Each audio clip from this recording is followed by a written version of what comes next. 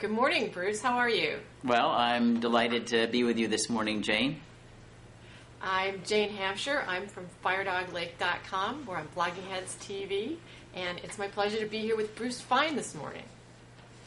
Bruce, I think we have probably a lot more in common today than we did during the 90s and the Clinton impeachment, especially coming on the heels of the bill that granted retroactive immunity to telecoms last week. Can you tell me some of your impressions about that bill? Well, we need to go back, I think, to understand the alarming nature of its origins. And that takes us back to the weeks after 9/11, certainly an abomination. The Congress of the United States, during my formative years in Washington, held a series of hearings in the 1970s.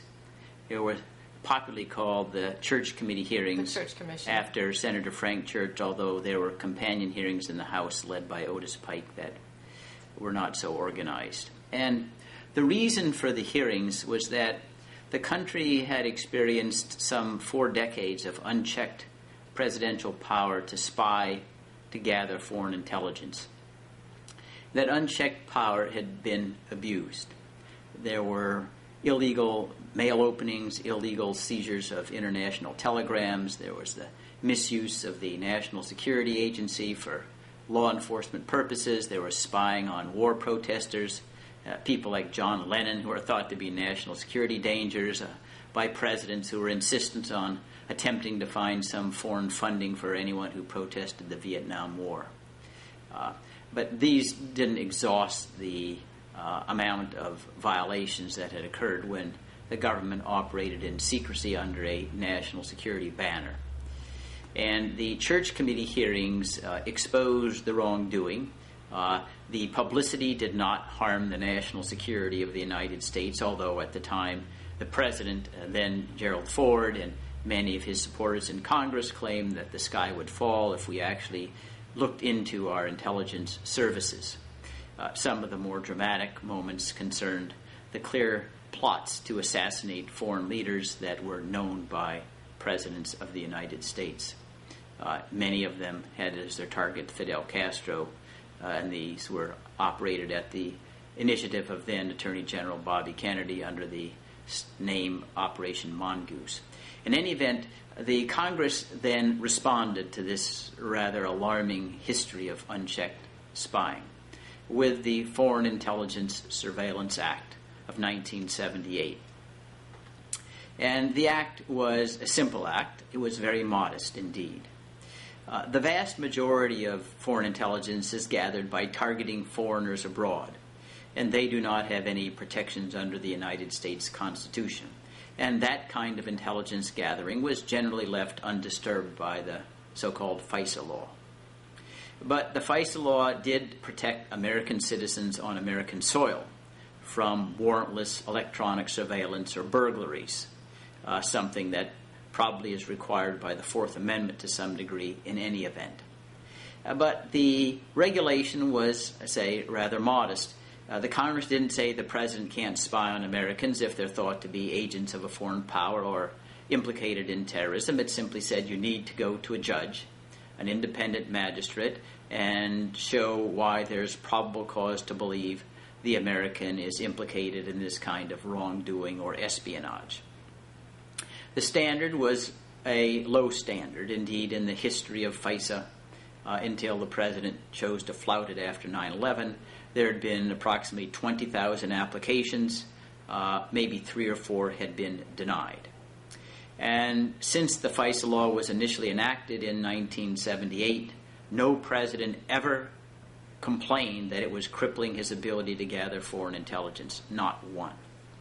And this came at a time where the country was living through the Soviet invasion of Afghanistan, the embassy crisis in Iran, the fact that we were confronting an enemy with international continental ballistic missiles, nuclear warheads, bombers that could disintegrate the country in 10 or 20 minutes if we were not alert to an attack. So despite all of these tribulations of foreign affairs, the FISA law worked without any hindrance on the president. Moreover, in 1978, when the law was enacted, Congress contemplated whether or not exceptions should be made in times of war. And what the members agreed on, with the consent of the President, was that during the first 15 days of war, there would be no requirement of a warrant. The President could go gather information without the limitations of the Act. It was thought during that 15-day period, if there was a genuine emergency, the President could ask, and the Congress would surely respond if the asking was genuine, to extend that window. But the FISA law clearly contemplated its application during wartime. Then comes 9/11. And the President and the Vice President agree in secret, without telling the American people, or virtually anyone else in his cabinet, and with very skeletal disclosures to the leadership in Congress, that they will flout the Foreign Intelligence Surveillance Act. They will not require any judicial warrants to spy on Americans on American soil. They will choose Americans to target based upon President Bush's signature gut instincts, nothing more. Well, the FISA law was enacted because, in part, we cherish the right to privacy in the United States, the right to be left alone, and therefore it made a violation under color of law a criminal felony. So when the FISA law was flouted by the President and his subordinates, they were committing crimes. Certainly what the Founding Fathers would call high crimes and misdemeanors, because there was no excuse for a president, even if he thought the law was deficient, for going and asking Congress to change the law rather than to flout it. So that's the background of this particular FISA statute that you spoke of and was voted on last week. How we got to that point was that the President, from 9/11 really up to 2007, simply was committing hundreds, if not more, of felonies every day with the National Security Agency and their subordinates in spying on Americans on American soil without a warrant. We don't know how many, because the administration won't tell us. We don't know how they were selected, because the administration won't tell us. They claim executive privilege. We don't know whether any of this information that was gathered couldn't have been gathered with warrants, and whether, even though it was gathered, whether it was useful. Although it is highly probable that the intelligence gathered was useless, because this administration would leak in a nanosecond any success story that came from violating the law to try to substantiate its justification in saying the President was trying to make us safer.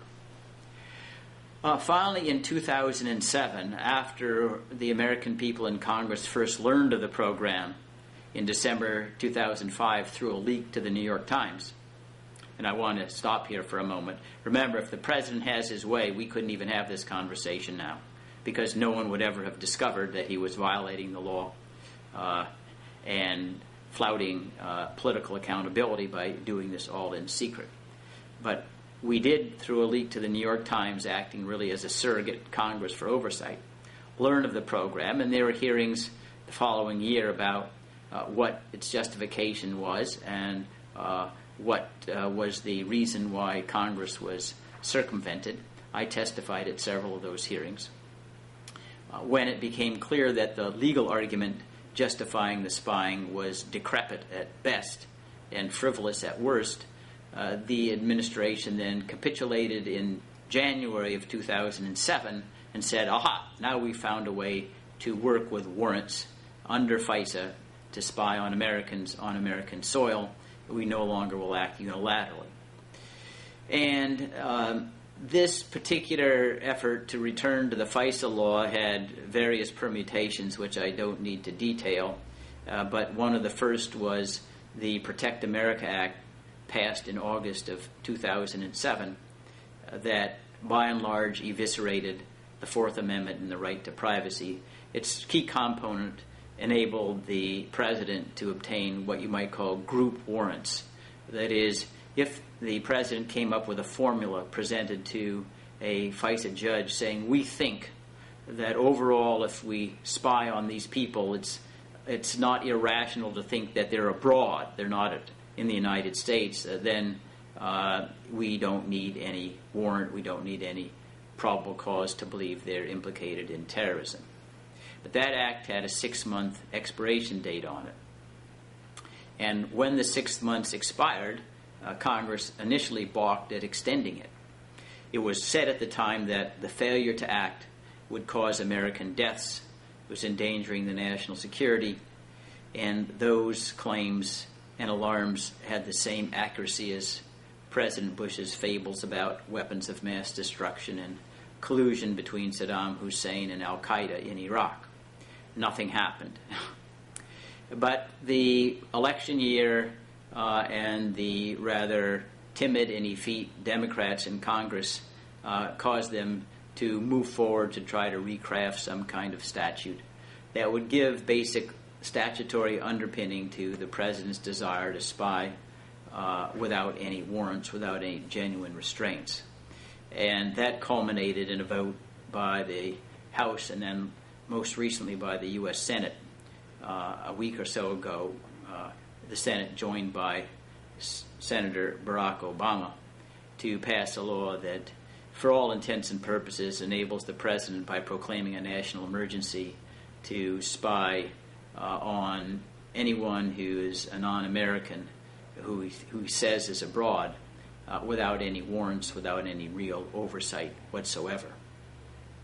Now, you also noted correctly that the law also grants retroactive immunity to phone companies who had been ordered or requested by President Bush for many years after 9/11 to participate in the illegal interceptions of telecommunications, emails, etc.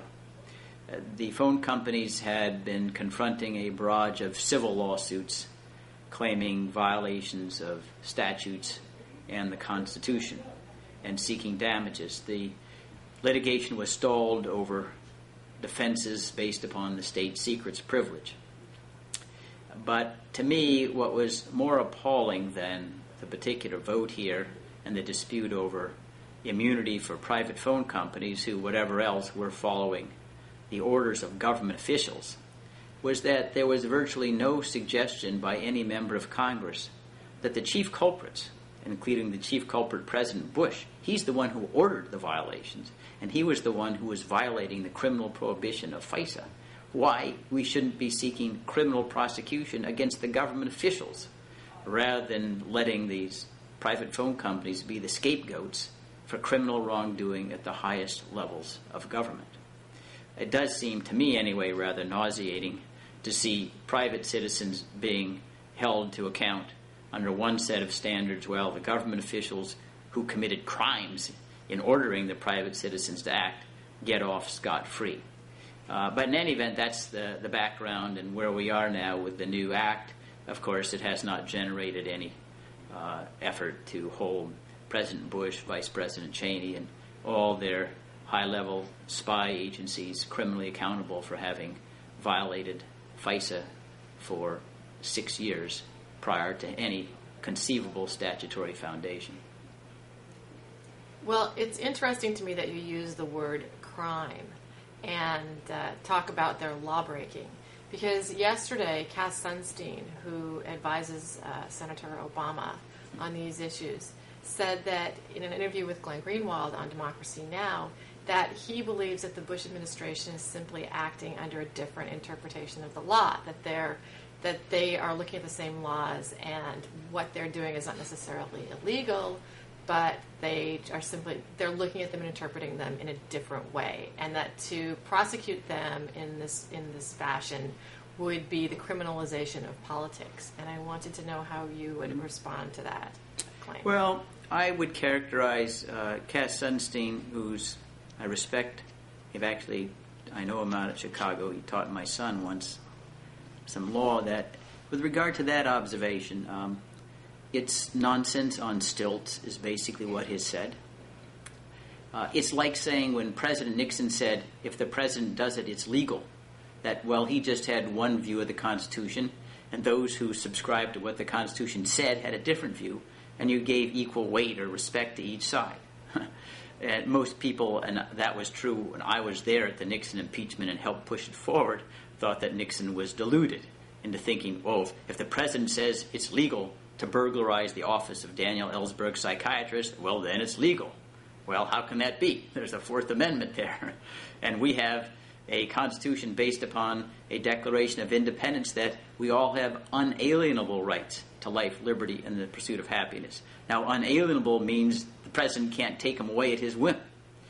So, Cass Sunstein, in my judgment, his argument is silly because it suggests that anybody who can contrive any frivolous conceivable argument under the sun about what the Constitution means should never be prosecuted criminally. Let's take another example. We know that the CIA destroyed 2 video interrogation tapes, which probably involved waterboarding, because they feared after Abu Ghraib that their exposure might lead to their criminal prosecution.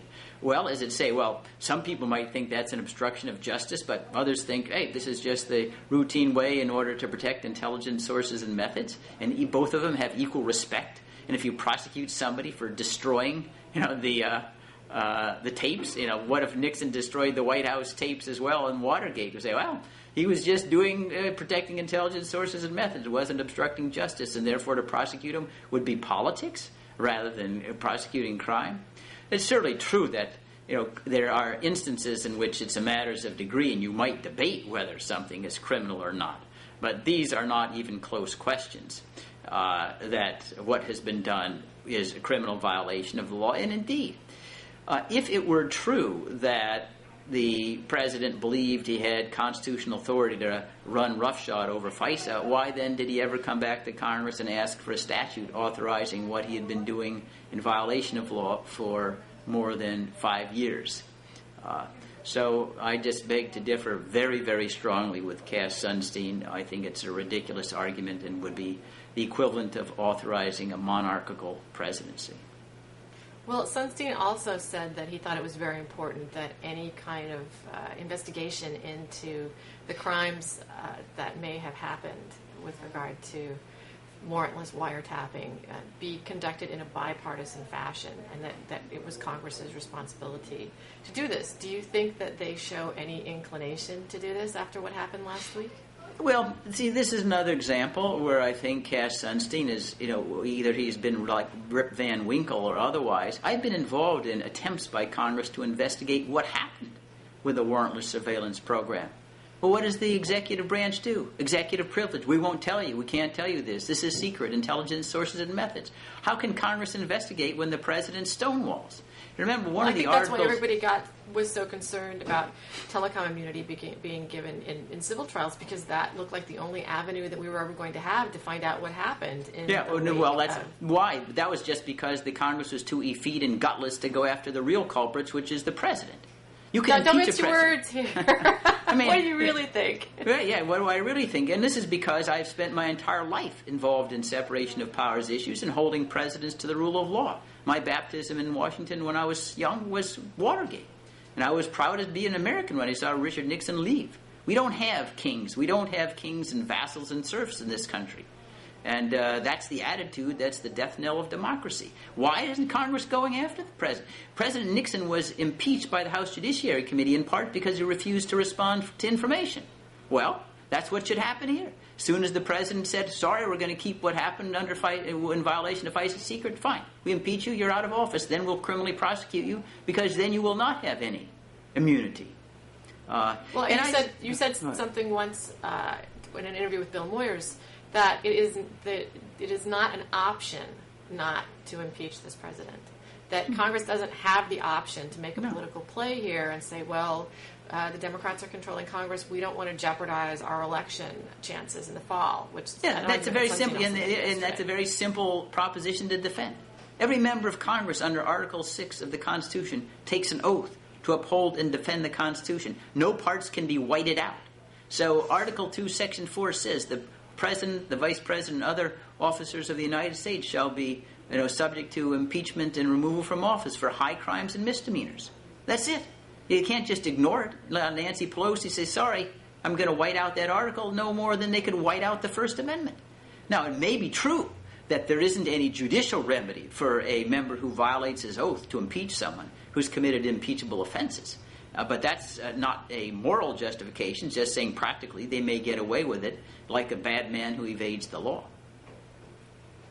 Why do you think that the Democrats in Congress don't want to do this? I mean, they don't want to do it for a very simple reason. Popular opinion is behind impeachment, both for George Bush and certainly for Dick Cheney. Yeah, what's going on politically? What's going on politically is this, Jane, that early on the Democratic leadership with the Republican was alerted to what was going on in violation of law, waterboarding, the FISA violations, etc., including Miss Pelosi and Harry Reid. And to some degree, John Rockefeller, the head of the Senate Intelligence Committee. They did nothing. I mean, Nancy Pelosi had the audacity to say, well, they told me, but I felt that I shouldn't tell anybody else. You're a member of Congress. You can't tell anybody else if you know that crimes are occurring. So that they know that with a full exposure of what happened, the defense of the president will be, you knew and did nothing. Why do you think I should be impeached? You should be impeached as well. That is, they are co-conspirators in this whole effort to vandalize the Constitution, and therefore they don't want anything to come out. Certainly not the leadership, and they're the ones that are calling the shots at present. And the subordinates down the line, the John Conyers, simply are fearful they'll lose their chairmanships if they go against Speaker Pelosi, just like Jane Harman did in the House Intelligence Committee, so they remain mum. There are not any profiles in courage in Congress that I spy today. Well, we think that Bush he's certainly being urged to proactively pardon all the members of his administration on his way out the door. We don't have civil remedies anymore to be able to find out what happened. We do have civil remedies. International prosecutions? Huh? No. Listen, that's you don't outsource. Your justice system. That's the act of a child. Immature society. Outsourcing your criminal justice system. What are the options? Sudan, Congo. We do. The members of Congress have the authority to do this by impeachment. They don't seem to be doing much. Well, the American people need to say, we throw you out of office. And we shouldn't necessarily blame Congress. I start out a book that I've recently authored and it'll be published next month called Constitutional Peril with a quote from Tacitus. The worst crimes were dared by few, practiced by more, but tolerated by all. That's what's going on in the United States. We've talked here about what Bush and Cheney have done. But we also need to talk about what Congress and, more importantly, the American people have let them get away with. Because the wrongdoing that we've broached here is open and above board. You don't need any archaeological expeditions or grand juries to discover what's going on. President Bush has boasted about his ability to carry warfare anywhere, extraordinary rendition, violations of FISA, military commissions, suspension of habeas corpus. We know the signing statements are perhaps the most open and notorious example. And the American people are not calling in like they were during Watergate, I know, claiming we have to address these abuses of power. We have to prevent a president from becoming a king. If you don't do that, I'll vote you out of office. Nothing. I remember Saturday Night Massacre. This is October 20th, 1973. I can still remember it vividly when I was a young attorney there, and remembering Robert Pierpoint, CBS News, announcing Nixon had ordered the firing of Archibald Cox, and the Attorney General Richardson resigned, and William Ruckelshaus, his deputy, has resigned. And within 24 hours, there were hundreds of thousands of telegrams into the White House protesting. I think it was 450,000. Millions of telephone calls into Congress. That was an uproar. Today, the president claims I can initiate warfare anywhere I want, kill anybody who I think is Al-Qaeda without any warrants by military force anywhere in the world, and people say nothing. That's too bad as long as the names right now of the victims are names that I can't pronounce. They sound like Al-Masri, and they sound like Hamdan and Muslim sounding. I don't care. So Congress isn't going to move. They aren't going to act. I mean, the idea that we should be outsourcing is an abnegation of our responsibility as citizens in a democracy. That's what the founding fathers understood. One of the examples that you used here that was the fact that they came on the news and they told you what was going on. Remember when James Risen discovered what was going on with the wiretaps, the New York Times wasn't even going to print it until Risen was going to put it in a book. They felt that they were bullied by the national security arguments into silence for a year. So there's a key piece of this accountability that's asleep at the wheel, and that's been the media in all of this. And I think that's one of the reasons why people aren't outraged. Well, okay, but now we've got plenty of years after. That publication, Jane, was December 15th of 2005.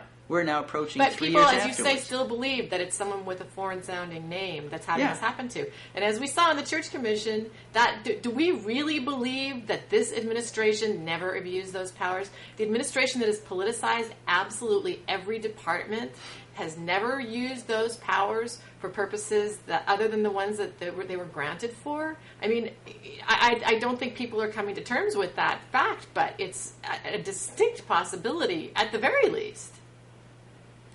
That I'm not sure I quite get the thrust of your question, Jane. I mean, certainly people believe it's happening to somebody else. Oh, yeah. Well, okay, but that's sure, and listen. It's not unique in this particular era. During World War II, because the names of the Japanese Americans stuck in concentration camps were Hirabayashi and Korematsu, no one cared. There was no protest either, even though there wasn't a crumb of evidence that there was any sabotage or espionage. So we let them rot for 3 years and have their families and lives destroyed because they were Japanese Americans and racism was afoot. That's also present to some degree. I don't want to overstate it with regard to the toleration of all the warping and laceration of due process of law, not caring whether people are guilty or innocent of what they're charged with. Hey, who cares? They're Afghanis, they're Muslim, they're not Christian, so if they die, that's too bad, but so what? Let's move on. And that's something that's very discreditable to our civilization. It's not something we should be proud of as Americans. Well, you were in the Reagan administration. Do you think that what happened with the pardons of the Iran-Contra folks, do you think that set a precedent that's going to be followed here? And do you think that it was dangerous to the rule of law? Well, there have been precedents about this earlier. I think the pardons that you mentioned were issued by President George Herbert Walker Bush, right? Not by President Reagan. And I do think that those will be, I mean, and we don't want to just single out those precedents. Remember the infamous Bill Clinton, Mark Rich pardon and other, rather unjustified commutations under other presidents as well. I do think that President Bush is likely to resort to the pardon power to whitewash, if you will, the possibility of criminal investigations after he leaves office. He's already commuted the sentence of Scooter Libby.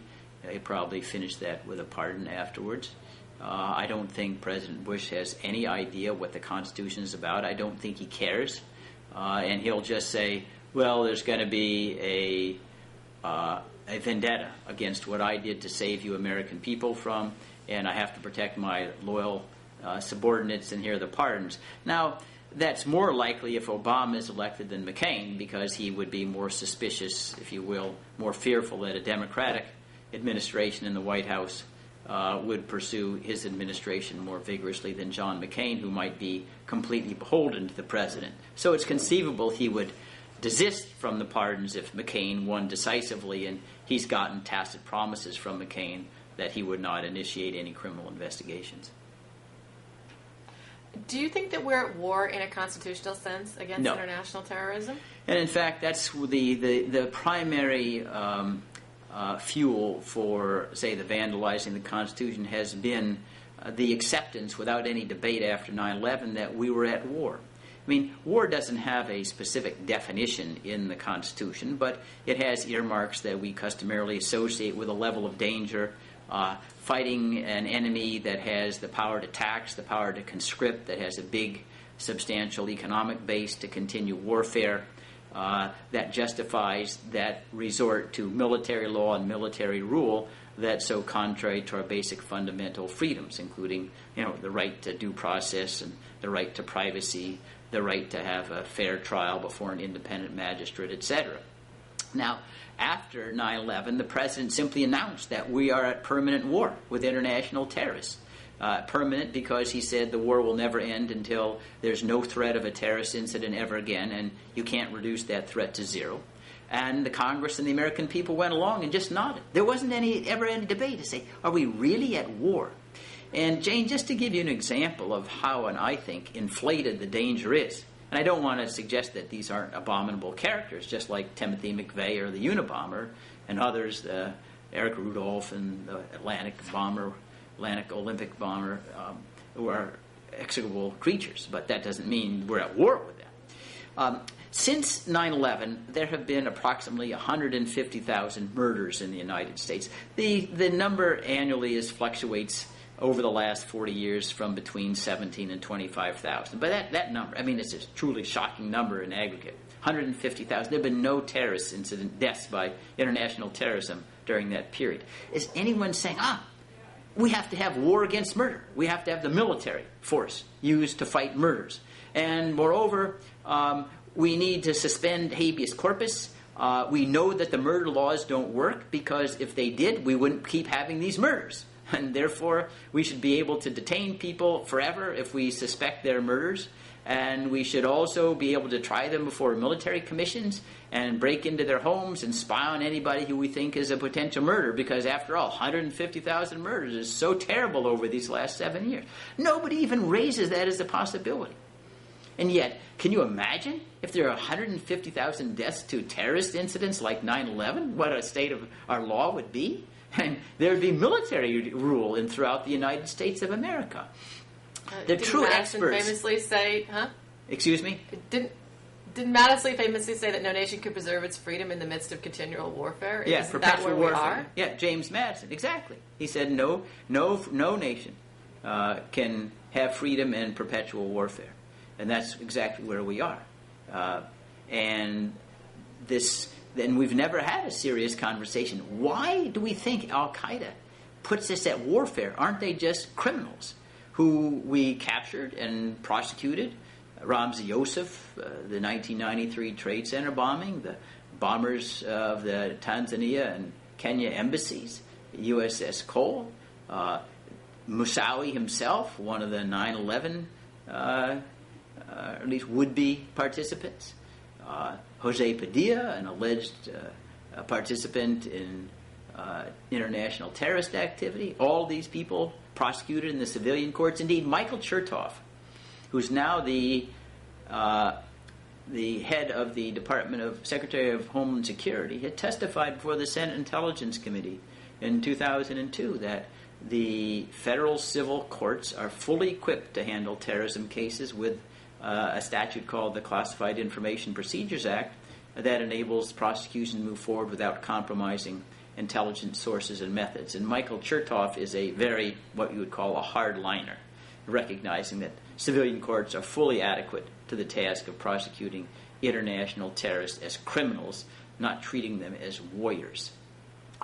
And we will not get out, in my judgment, from this lawlessness, this infatuation with secrecy and executive omnipotence until we say, with Congress, we are not at war with international terrorism. We are fighting them, and we will capture them, and we will prosecute them, and we can sentence them to death or life imprisonment with due process. But this is not a war. I say warfare, when you don't have a nation state as the enemy, means the battlefield is everywhere. It means, Jane, you and I are sitting on an active battlefield. And if the president thinks that we're sitting within Al-Qaeda, he can bomb us. He can use artillery to kill us. Now, it's true that he hasn't used that kind of lethal force in the United States, but he has done it elsewhere.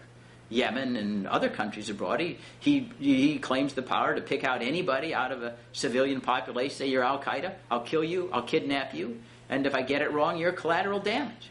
And if you want to know what collateral damage is, just ask the Iraqi and Afghan civilians who suffer it every day when there are bombs dropped by the United States seeking terrorists, but the terrorists blend into civilian populations, and it's just too bad if you happen to be around them. You know, you're collateral damage. That's how frightening these particular theories are. And you can say, well, but they're just theories, Mr. Fein. They haven't, in the United States, really ripened into something that's all that terrible. But theories lie around like loaded weapons, and when you have another incident, don't worry, a future incumbent will utilize that theory to his advantage. Aside from the fact that the theory itself chills dissent. It chills political activity because everyone worries, well, maybe the president will identify me as an enemy combatant and throw me into Guantanamo Bay forever. No one knows. And you deal with a population that's not legally sophisticated. They don't necessarily know what their rights are. And they get worried when they see that the president feels he's able to exert his power against anyone who suggests they have criticism of his policies. Oh, you must be affiliated with Al-Qaeda, I'll take some kind of retaliation against you. And that's a very, very sharp dagger at democracy when people feel frightened from participating in their government and criticizing when they think criticism is warranted the policies of the president, especially war policies. It seems like we need to get away from not only the idea that we're at war with terrorism, but the whole idea that all of our policy decisions need to be couched in a framework of the war on terror, and that can be used to infinitely bludgeon, as you say, anybody into submission on any one of a variety of fronts, no matter how tangential. But I'm curious to know if you think that there's something of a political realignment that's going on when people such as yourself and me, I'm a classic liberal, you're very much libertarian frame, come together and are saying this war is illegal, this whole idea of international intervention in these situations is wrong, spying on Americans is wrong, the coming together of people from the right and the left to reject the power that Congress and the president have allowed to be taken away from us, our civil rights. Well, there's certainly true that we have this commonality. That I don't want to exaggerate, the swelling support we're getting. I work with Ron Paul, Bob Barr, amongst others who are on the Republican aisle. That's my historical political leanings. My good friend Bob Barr, we were here talking about this very same thing only a couple of weeks ago. It was a love fest. But my own perception is that we're still a pretty tiny. We're sort of the band of brothers before Agincourt, to borrow from Henry V. By and large, the mainstream media and both the Republican and Democratic parties accept the war paradigm, if you will, for operating the country. And let's take Barack Obama. He doesn't want to shut down the war machine. He just wants to move it from Iraq to Afghanistan. An equal, if not greater, folly to think you're going to take people who have lived under 4,000 years of despotism and have a political culture that has not a crumb of DNA democracy in it and somehow transform that country into a free and lawful nation state protecting the United States. It's not going to happen. Don't forget going into Pakistan. Right, Pakistan, right. Well, that was, exactly. And then they'll go from Pakistan and Kashmir and then maybe into India, who knows. But flowers everywhere. And I suppose what may illustrate the point better than anything else was to recite a vignette out of the campaign before the virtual nominees, Obama and McCain, appeared. And that was this TV interview that Hillary Clinton gave, I think it was ABC, describing her virility, if you will, on war matters by announcing that if Iran attacked Israel, if she were in the White House, she would immediately retaliate and destroy Iran. Now, she just assumed, of course, that as president, she wouldn't need any congressional authorization to attack Iran. And despite that, rather, to someone who knows the Constitution, rather glaring presumption, she was criticized for being a little too aggressive, but not for flouting and desecrating the Constitution by assuming the power to initiate war without congressional involvement. Obama didn't say anything about it. McCain didn't say anything about it. The news people didn't say, hey, how are you any different than Bush then, claiming he can traipse around the Milky Way on his own initiative, fighting wars wherever he sees a dragon. All of that was just lost because the American people and the major parties just assume, we just have a president. The president fights wars, and Congress really is a stepchild of war-making power, even though that turns the Constitution on its head. If there was one part of the Constitution where the Founding Fathers were unanimous, it was that no one person, no small group of people should enable to push the country from a state of peace into a state of war. That this had to be a decision made by Congress after a thorough debate. Because what does a state of war mean? It means that it becomes legal to kill people. It doesn't mean that should never happen, but it means that's really serious. And it means it becomes lawful to kill people. And that's why the Founding Fathers said, we don't want to have this done hastily. Moreover, they all understood that the executive branch would have all the incentive in the world to inflate danger and to provoke, if you will, foreign crises, because during crises and war, executive power expands. It gives the president fame, it gives him instant popularity, it gives him access to more tax revenues, he can reward friends and punish enemies through contracts and appointments. Moreover, he's enabled to justify secrecy, and when you have secrecy, you can control the information flow to make you look like you're a genius and all your opponents traitors. And finally, it satisfies every executive's craving for ambition to transform the world, if you will. And how can you do that in most presidents' mind unless you have a war now and then? And so the Founding Fathers, understanding these motivations of the executive to inflate danger, said, we do not want to give that office any power to initiate war. To respond to an instant attack is one thing, because then you're not worried about an inflated danger. If there's an attack, everyone can see it. But with regard to initiating war, the Founding Fathers said, no, only Congress should be able to do that. But that's simply not something that's accepted by either political party or the American people today, or the United States Supreme Court for that matter. It's just assumed, hey, you have to have a president with power to initiate war without asking why. Why? And that's really the danger that comes from being an empire without any check, is that you simply assume, since you're all powerful as a president, you must have all the power of a monarch, because otherwise, why would the White House be so grand and everybody making obeisance to you? Instead of going back to the core principles of the Constitution, the Declaration of Independence, and understanding why we don't want to crown our president with the authority to initiate war. Well, we've been working with the Ron Paul people, the Break the Matrix folks, Rick Williams and Trevor Lyman, because Ron Paul was able to generate tremendous online support, both financial and just plain old enthusiasm, within the Republican Party and with independents as well, and trying to align to hold Congress accountable with our Accountability Now PAC and Strange Bedfellows, and Bob Barr endorsed it. And I do think that there is a powerful realignment starting to happen, even if it's in its most nascent forms, that just says this isn't okay, that says neither one of the political parties, no matter who gets elected, is going to go into office and push back against this and fight against it. I think I asked Bob Barr what he thought, why neither of the presidential candidates were speaking out about this, and he said because they want the powers for themselves. And I think that's probably really true. Yes, and listen, I don't want to downplay the importance of the movement, because ideas have a power of their own, even if it's not bankrolled by hundreds of millions of dollars. But when you just talk about raising money, sure, Ron Paul did raise a lot, but just go look at what Barack Obama raises in a week, and it dwarfs anything that Bob or Ron has been able to raise. But money doesn't always overpower ideas.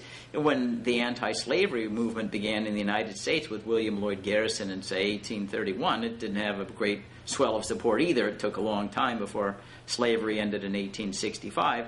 So I don't want to downplay that. I'm a full participant and will exert and am exerting all my energies to see it to fruition.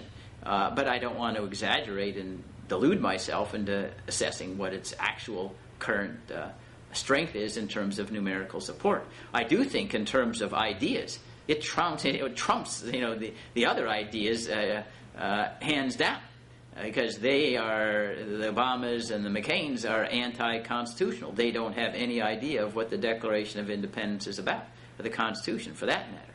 Because remember, it says governments are instituted to secure unalienable rights to life, liberty, and pursuit and happiness. That's why governments are instituted. They're not there to build empires and to make a president feel like he's powerful, or to run around the Milky Way to try to cure every immorality.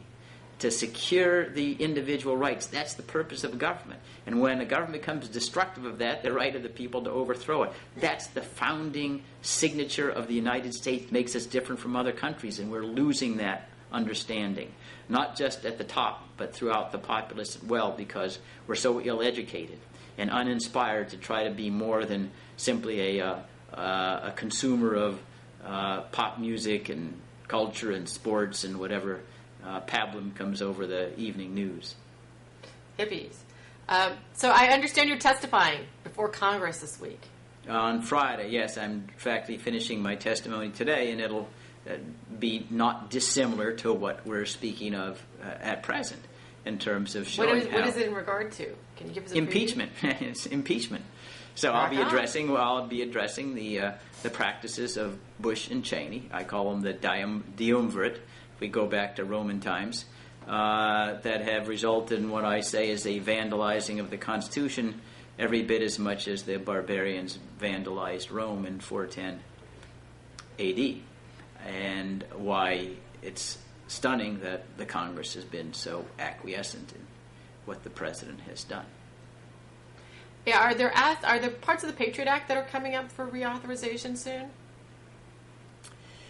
I think the last reauthorization was 5 years. I don't know whether the national security letters may be required to be reauthorized.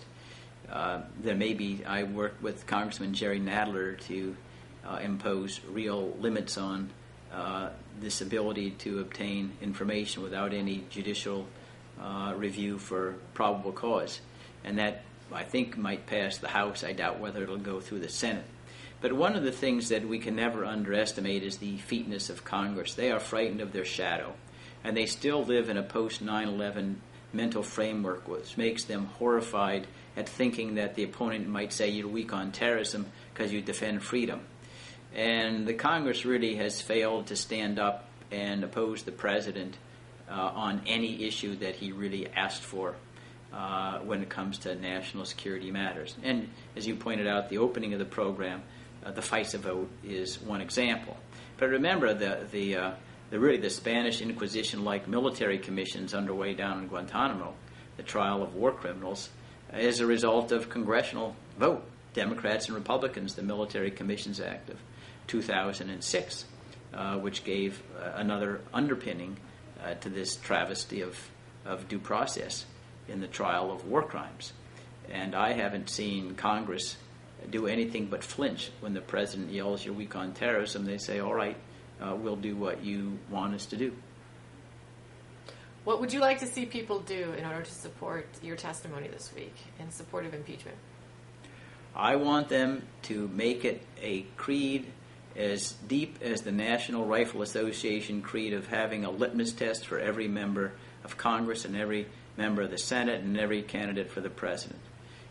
They say you're either for checks and balances and protections against government abuses that have limits on executive authority as well as congressional authority, but that's not a danger at present, or I vote against you, period, including that you expressly state, you will vote to impeach a president who claims he can initiate war, that he can spy and violate laws in order to gather foreign intelligence, or claim that he has authority to pronounce all the world as a battlefield. Have these touchstone principles as litmus tests for anyone who is running for public office, and say, if you don't subscribe to those, I'm not voting for you, period.